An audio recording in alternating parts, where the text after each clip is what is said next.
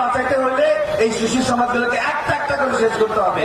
এই কুত্তার বাচ্চাগুলোকে দেশ থেকে বিদায় না করা পর্যন্ত খাওয়াইতে হবে। আপনাদেরকে একটা কথা বলি, সঙ্গ দোষে লোহা ভাসে। আপনারা আমাকে দেখে অভ্যস্ত, কিন্তু শুনে অভ্যস্ত না।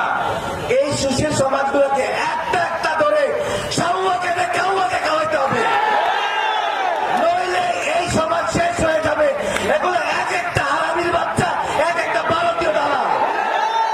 আজকে আপনারা শপথ নেন, এই বাংলাদেশে যে কোনো দোকানপাটে ইন্ডিয়ান প্রত্যেকটা প্রোডাক্ট বয়কট করবেন এবং এই সুশীল সমাজ এই সকল শিল্পীদেরকে ধরে প্রাণ ধরে ফেলে ফেলবেন।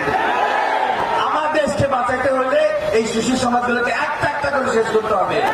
আমি তখন থেকে বলে আসতেছি, এখনো বলতেছি, এই দেশকে সেই 54 বছর ধরে বেঁচে আসতেছে এই মাছ থাকে, এই সুশীল সমাজ, এই লেখক, এই শিল্পী, এই গায়ক।